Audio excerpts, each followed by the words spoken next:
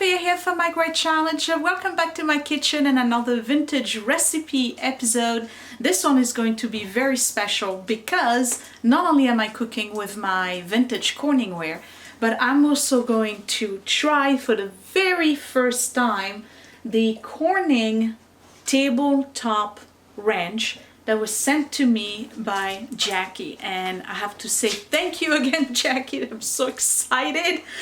It's silly, I get it. Anyway, so this is the Corning tabletop wrench. It's electric. It's got a very long cord for the purpose of you being able to put it in the middle of your table. When did they come up with this stuff? Well, the first one, and I will refer you to the Corningware 411 website. You can go check it out down below. Shane actually wrote an article about these, and I have been really trying to find one ever since, but Jackie, you beat me to it. There's two of them. The first one, I'll put a picture right here, I believe was done in 1968. It had handles. And then the second one is this one, which was built and distributed in 1972. And it has the wood panel on the side, so kitsch, right? And the top part is still Corning glass. It's the same glass pyroceram that is Corningware as we know it. It goes all the way up to 500 degrees. Why putting it on the table? Well, because sometimes you do stir fry and you want them to be as fresh as possible. You put them directly on the table and you make it on the table. The best part of this is that on the article that I read, he actually added a link to the original booklet that came with this in 1972, and it had recipes. One of the recipe, are you ready, is fondue. This would be perfect to do a fondue because you just leave it on the table, you put all your cheese and wine and stuff in your Corningware, and people just go and dip in it. That's why they invented this, for dishes like that. I'm not doing fondue tonight because Willie is lactose intolerant, and quite frankly I don't think it would be very successful with him. I would have to cook something else. So I'm going to do another recipe from that same booklet, the original booklet that came with this tabletop range. It's pepper steak.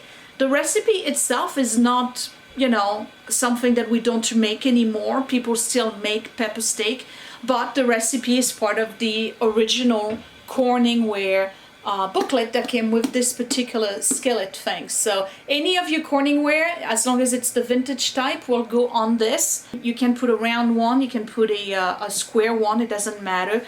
The difference between this one and the first original one is that you can actually put any other type of cookware on this. So you can put aluminum, you can put cast iron, whatever. It's phenomenal. I get excited about the silliest stuff. So without further ado, let me show you all the ingredients which I have already chopped and prepared for you in the interest of time, and we'll get cooking. And here are all my ingredients for pepper steak. Of course you need the meat. So for the meat we have 1.5 pounds round or flank steak that I'm going to cut in 1/4-inch strips. I didn't do that yet because a certain somebody, you see him right here, right? I have to actually put him in another room.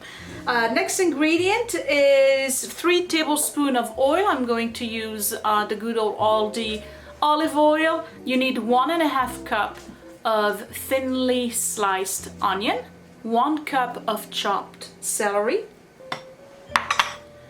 This is 2 cups of canned tomatoes, which I have diced already or chopped, not in small pieces. Of course, you're going to need some salt. So we have 1.5 teaspoon of salt right here, a few bay leaves. This is 1 teaspoon of fresh thyme from my garden. Here I have 1 teaspoon of sugar. You'll see what we do with that in a second. You're going to need some pepper, black peppercorn. This is 1.5 tablespoons of cornstarch, 2 teaspoons of soy sauce, and 1/4 cup of cold water. And of course, pepper steak requires some bell peppers. This is 3 large bell peppers, which you're going to slice into 1/2-inch little strips like this. Some of them are actually bigger, don't worry about that. but don't make bigger chunks because they do have to cook.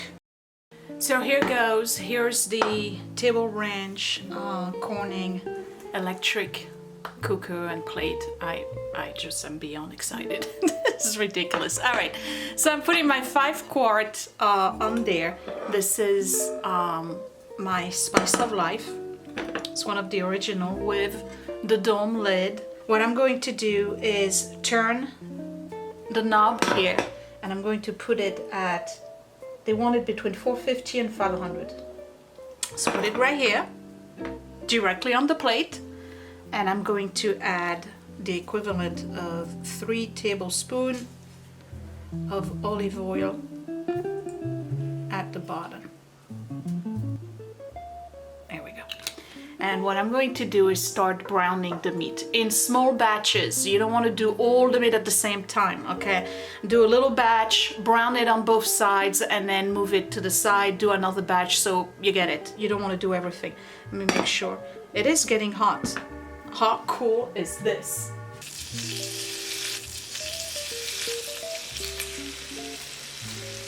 So I'm going to do 1/3 of my meat first.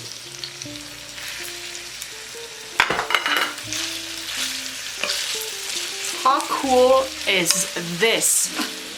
I'm so excited. All right, so you want it brown on both sides.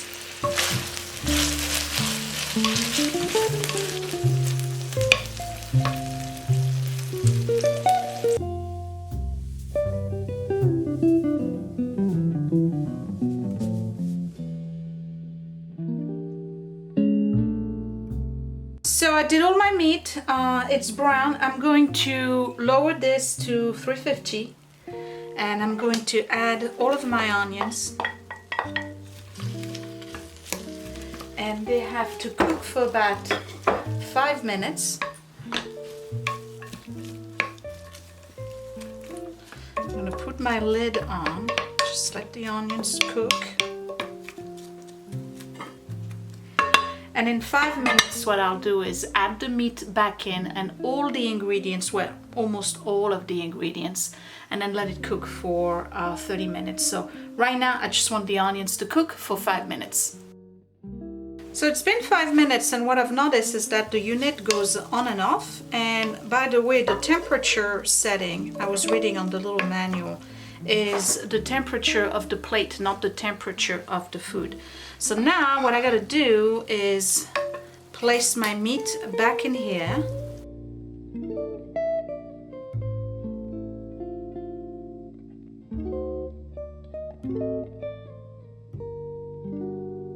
And I'm going to add all my other ingredients except the cornstarch, the soy sauce, and the bell peppers. Those stay to the side. So all of the other ingredients are gonna go in. So the first one is the tomatoes, and what I'm gonna do is place the tomatoes without the juice because I don't want my pepper steak to be runny.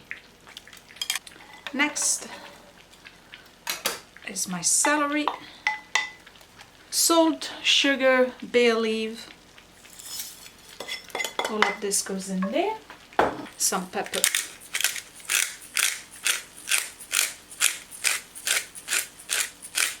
Get a good stir.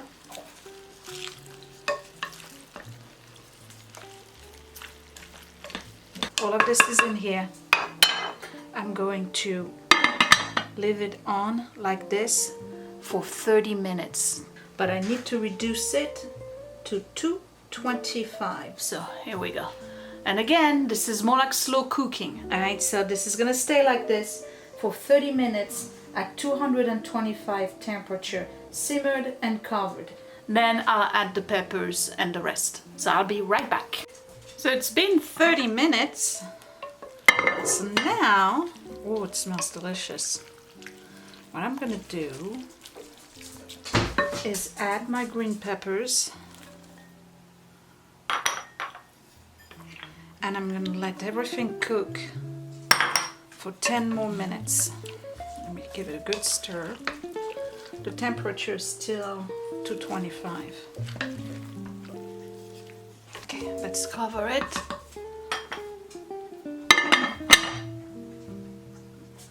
10 more minutes. So now I'm gonna add the final seasoning. I have my cornstarch here. I'm gonna add the water to it and add my soy sauce.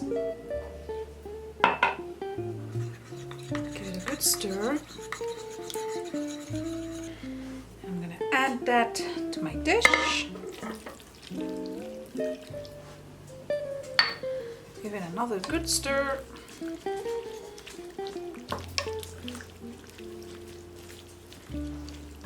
And I'm gonna let it simmer at the same temperature for another 15 minutes. Then lower the temperature just to keep it hot as a basically as a reheating or hot plate, and we'll try it out. So that's it. So obviously this recipe is more like a slow cooking pepper steak.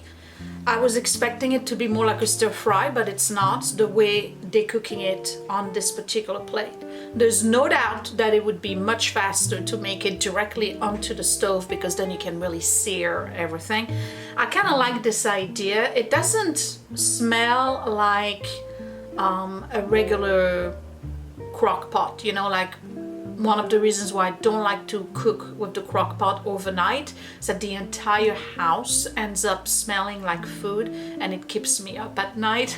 Believe it or not, I know it sounds silly, but there's a lot of people who do that. They do things overnight in the crock pot. I don't know how you guys sleep. I really don't. Scott made chili once overnight and I just couldn't sleep. The only thing that I could think of all night is it burning? Is it burning? Is it burning? It was just weird. But this is really slow cooking, in particular this recipe. I'm not disappointed about the way it's cooking. I just expected it to be a little bit faster. But I gotta tell you, this would be absolutely awesome around the holidays, just to keep food hot, or to do a quick stir fry, or even like a banana flambe, or you know, something like that in it, because you can do it just like right there. You don't have to, you know, worry about transporting your flambe from the kitchen to the dining room table. I could actually come up with some kind of concoction like that, where I would make some kind of dessert at the table with this. But anyway, I'm gonna let it cook another 15 minutes because I don't want the peppers to be too raw, and then try it out. We're serving it on rice. There's enough vegetables in there. We don't have to worry about any other vegetables. Yeah, Jackie, I'm excited. It's silly. I've been staring at it. I just posted a picture on Instagram. I'm actually like staring at the whole thing and listening to see how many times it actually boots itself back up, because there's a little indicator light, I guess, that when the temperature starts going down, it goes back up and there's a buzz coming out. So I'm just guessing like every about 8 minutes it reboots itself. Right now it's not super hot, I'm touching it, but that's because the temperature is only at 225. The plate itself can be hot, but the pot is not really hot. So I'll see you in a bit, and when I come back we'll try it. Alright, let's try it. So we have pepper steak. I have a little bit of rice here, and I'm just gonna stir a little bit because I do want the sauce on it.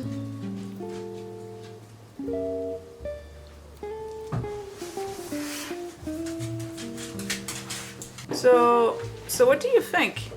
Looks pretty good. It smells really nice. Some people are not fans of pepper steak because they don't like the peppers themselves, so we'll see. I'm gonna have a little bit of everything.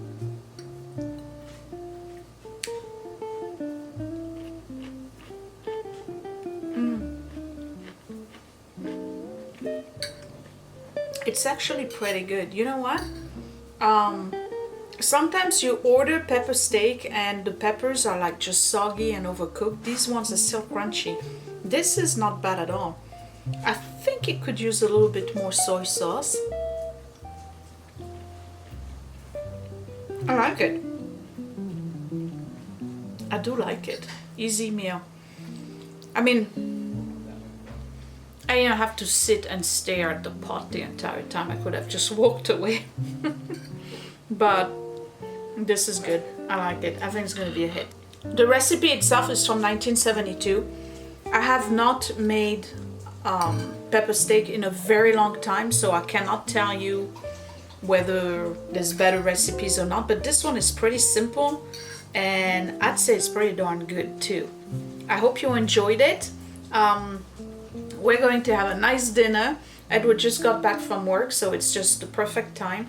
This pot here is still hot. I don't have to reheat anything, and I bet you tomorrow when you reheat it, it's probably even better. So this was my recipe for pepper steak using the Electromatic Table Range by Corning. Pretty vintage stuff, a different way of cooking. I can see all sorts of options with this particular hot plate. With the holidays coming, I'm definitely doing something that needs to stay hot on the table. It'd be perfect for the mashed potatoes. I hate cold mashed potatoes, so there you have it. Thank you, Jackie. I enjoyed cooking with it. I enjoyed the recipe. It's pretty good. Would I make it again? Definitely, but not staring at the whole process. I probably would walk away and let it do its thing. It's amazing. This thing is still working. It's 48 years old. It's still working. Do you have an appliance at home that's 48 and still working? Most of us don't. This thing is amazing. Alright guys, that was my vintage recipe for tonight. I will see you in the next video. Comment down below, let me know what you think of the ingredients. Are you going to try this on the stove top? Again, you don't have to do it on an electric plate. You can do it on the stove top. You can do it on an electric stove or a gas range. It doesn't matter. But this is really good. I'll talk to you later. Thanks for watching. Bye! Hey, it's me, and guess what? Click that thumbs up if you really like this video. Thumbs down twice if you didn't. You can also share my video if you really liked it, or save it to watch later. Also, you can subscribe to my channel, but don't forget to click that bell button so you are always notified when I post a new video. Thank you for watching.